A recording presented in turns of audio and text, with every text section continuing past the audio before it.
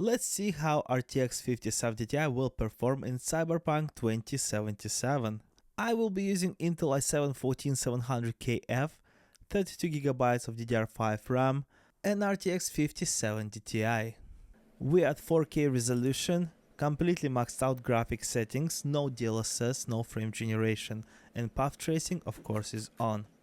We're starting to 10 FPS, 11 FPS, utilizing 15GB of VRAM, and we only have half gigabyte left, and that's it. That's crazy. Card is using right now 274, 57, 37 watts of power, and frame time is just crazy, 95, 88. It is unplayable definitely. RTX 5090 for example shows 30 plus FPS here. We are almost out of VRAM, only 220, 230 megabytes left, and that's it. What about when you're not in the car? So we have 15 FPS, a little bit more, and our VRAM still almost maxed out. 14 FPS, frame time is crazy, and yeah, I think you got the idea.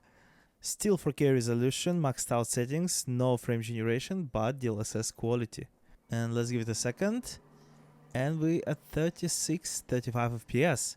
This is crazy, this is exactly FPS of 5090 at native 4K. I can already tell that this card has 50% performance of 5090.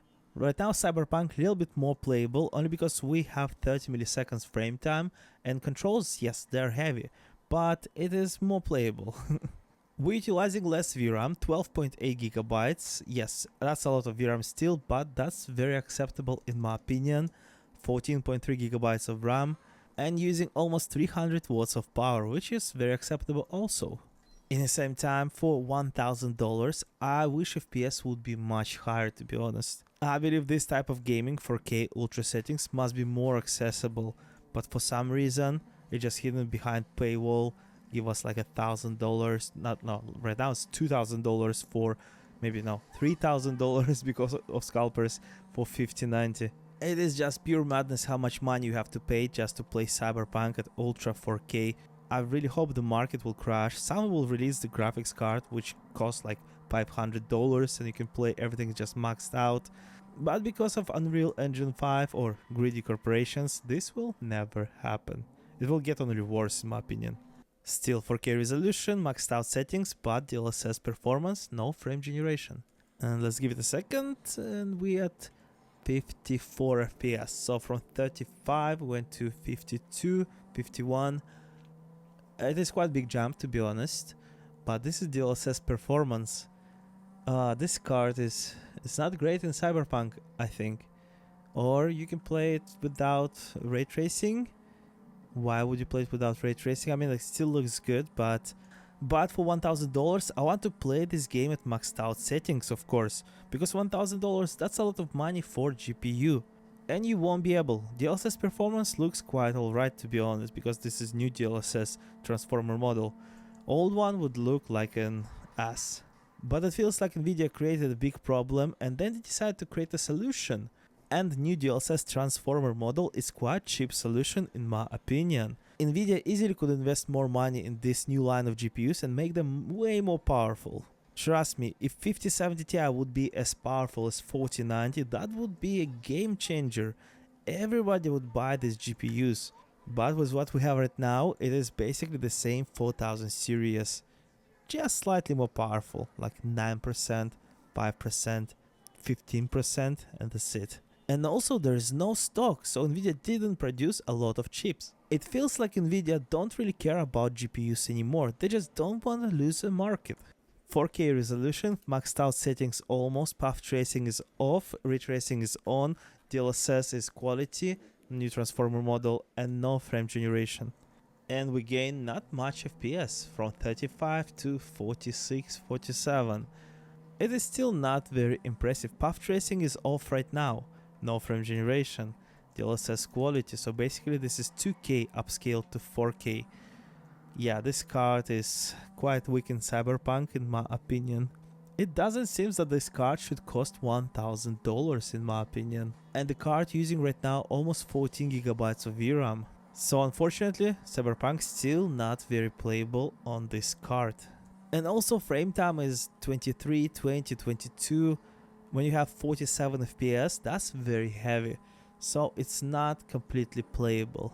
This is very disappointing. Still 4K resolution, maxed out graphic settings, no path tracing, DLSS quality, and this time we'll switch on frame generation for X.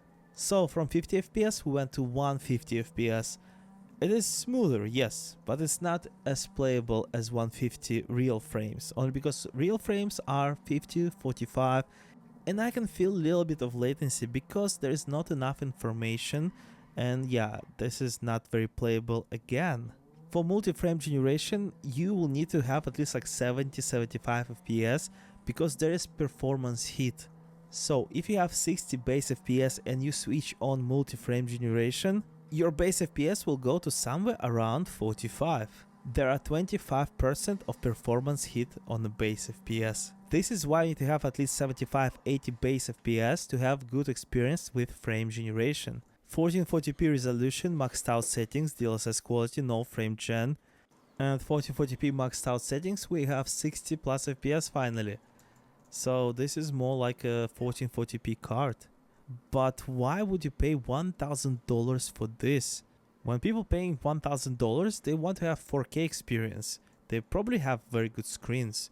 And to reduce 4K to 1440p, it will just look, everything is a little bit blurry right now. But sadly at 4K resolution, when we're using DLSS performance, we are at 50 FPS. So we basically stuck somewhere in between. 1440p is good, but 4K is not good anymore. And remember, right now we're using DLSS quality. It's not native. Native would be like 35 FPS probably.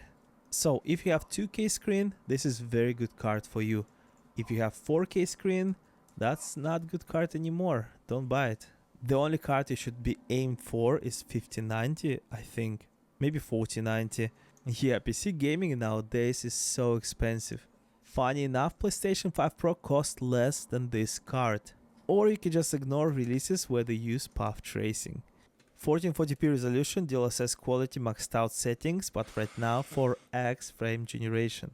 Now let's give it a second, and we're at 100, 200, 190 FPS. It is way smoother right now, just perfectly smooth. But latency a little bit there, slightly, I can feel it. It's not perfect experience at all. Like I said before, your base FPS will go 25% lower. So from 60 FPS we went to 45 and then we quadruple it. And we have exactly 180 FPS. And 45 FPS sadly is not enough to have good experience. So multi-frame generation is very big marketing lie. If you enjoyed this video, hit like and subscribe, and I will see you in the next one. Bye.